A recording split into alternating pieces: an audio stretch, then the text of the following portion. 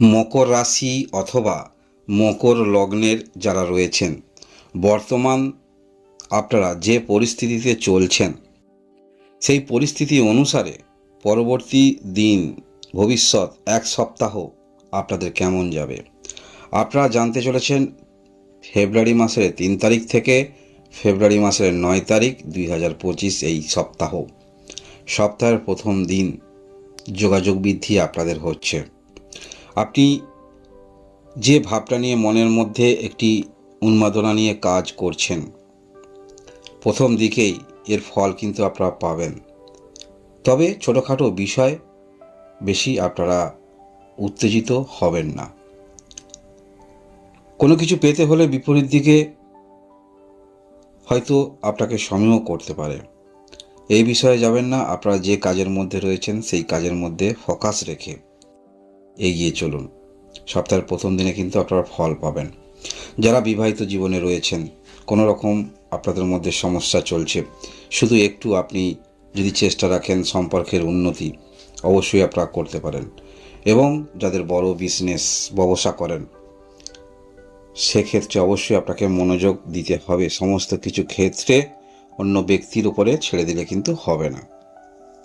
যোগাযোগ বৃদ্ধি আপনাদের হচ্ছে এবং আপনারা যারা ভালোবাসার সম্পর্কের মধ্যে রয়েছেন, এই সপ্তাহে আপনাদের ভালোবাসার সম্পর্ক, সেখানেও আপনি কিন্তু প্রপোজ দিতে পারবেন মানসিকভাবে।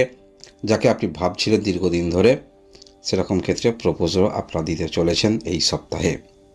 এছাড়াও আমরা দেখতে পাবো সপ্তাহের প্রায় প্রথম দিকটা আপনারা কিছু বিষয়ে যথেষ্ট ডিপলি চিন্তা করবেন। সেটা বয়স অনুসারে আপনাদের মধ্যে যথেষ্ট ফলাফল দেখতে পাওয়া যাবে। অর্থাৎ যারা একটু কম বয়সী আছেন, আপনারা কিন্তু সেই সমস্যা চিন্তাটাকে সরিয়ে ফেলতে পারবেন, নতুন করে ভাবনা চিন্তার মধ্যে অগ্রগতি রাখতে পারবেন। কিন্তু যারা একটু বয়সের মধ্যে রয়েছেন, কোনো কিছু চিন্তা যথেষ্ট আপনাকে গ্রাস করবে। তবে মধ্যম বয়সে যারা রয়েছেন, যদি আপনারা সমস্যায় পড়েন, সেক্ষেত্রে অবশ্যই আপনারা সমাধান পাবেন, সেটি বলা যেতে পারে। আপনারা অনেকটা বড় হৃদয়ের মানসিকতার পরিচয়ও আপনারা দিতে পারবেন। স্যাক্রিফাইস করবেন কিছু ক্ষেত্রে। আপনি যে বিপরীত দিকে স্যাক্রিফাইস করবেন, তার ফলস্বরূপ ভগবান কিন্তু আপনাকে কিছু গিফট বা উপহার হিসাবে কিন্তু দেবে, মনে রাখবেন। এবং এই সপ্তাহে যোগাযোগ বৃদ্ধি যেমন আপনাদের হচ্ছে, আপনার একটু চেষ্টায় যথেষ্ট উন্নতি সেটাও আমরা দেখতে পাব।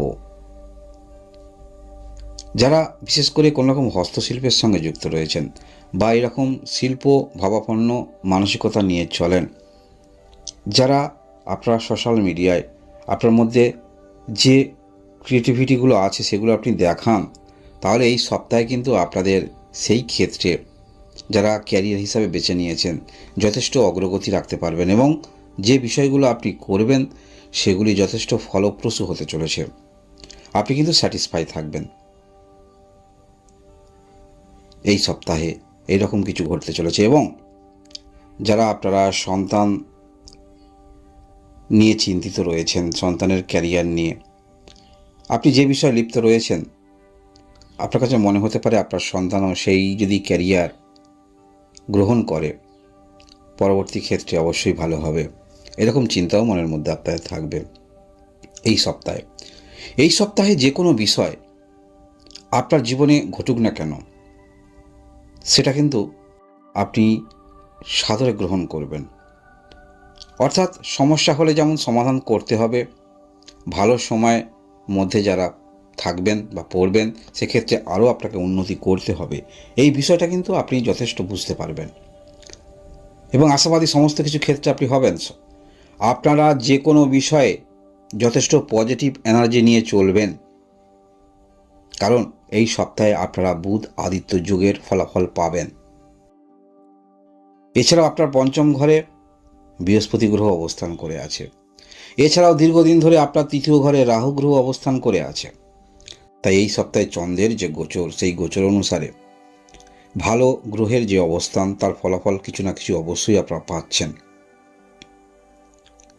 অনেক ক্ষেত্রে মানসিকতার পরিবর্তন আমরা দেখতে পাব। দীর্ঘদিন ধরে আপনারা যারা চেষ্টা রাখছেন যে কোনো ক্ষেত্রে বিবাহের জন্য বা আপনি এমন কোনো কাজ করেন যেখানে আপনার পপুলারিটি দরকার আছে, জনসংযোগ, সেগুলো আপনারা করতে পারবেন। কোনো তীর্থস্থানে ভ্রমণ বা কোনো বাড়ির মধ্যে কিছু দেবতা প্রতিষ্ঠা, এগুলো যারা করবেন ভাবছেন, এই সপ্তাহে সেই রকম ভালো একটি দিন কিন্তু চলে আসছে। যারা দীর্ঘদিন ধরে লটারি কাটছেন, হয়তো পাচ্ছেন না, আপনার মনের মধ্যে একটি চিন্তাভাবনা আসবে যে এইভাবে লটারি কাটলে হবে না। হঠাৎ করে এই যে শুভ চিন্তাভাবনাগুলো আসবে, তাও সেখান থেকে কিছুটা হলেও আপনি সরে আসবেন। আর্থিক স্থিতিশীলতা বজায় আপনার থাকবে।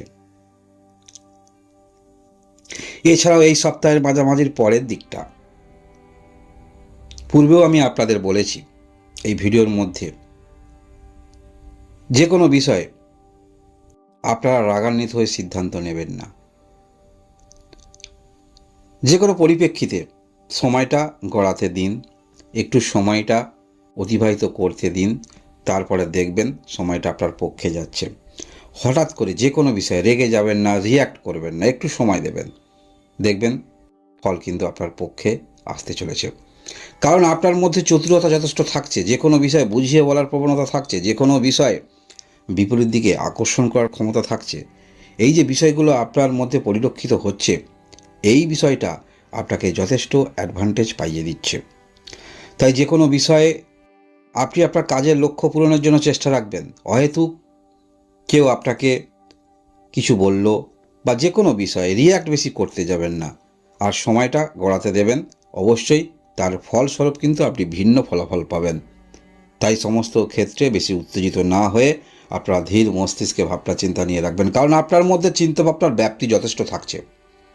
বুধ আদিত্য যোগ পাচ্ছেন আপনার রাশি অথবা লগ্নের মধ্যে, যদি আপনার এই লগ্ন হয়ে থাকে।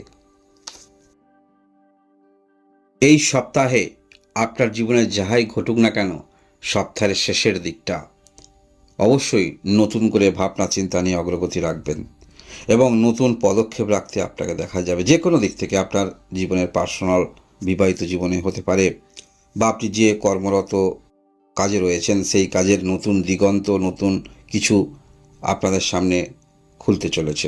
একটি অনুসন্ধান স্বরূপ নিয়ে আপনি চলবেন। যে কোনো বিষয়ে একটু খুঁজি হতে হয়, অর্থাৎ অনুসন্ধান করতে হয়, এবং সেই রসদটা আপনার মধ্যে থাকবে।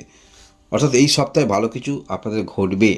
যদি আপনাদের জীবনে ভালো কিছু নাও ঘটে, মনে রাখবেন মকর রাশি অথবা মকর লগ্নে যদি আপনি হয়ে থাকেন যে কোনো একটি, তাহলে সপ্তাহের শেষের দিনে আবার আপনাদের মধ্যে যোগাযোগ বৃদ্ধি, নতুন করে সেই বিষয়ে অগ্রগতি রাখা, নতুন কিছু চিন্তাভাবনা, সেগুলো নিয়ে আপনারা চলবেন। যদি রাশিলগ্ন আপনার যাই হোক না কেন, এই সপ্তাহে আপনারা এই ফলাফলগুলো পাবেন। ধন্যবাদ।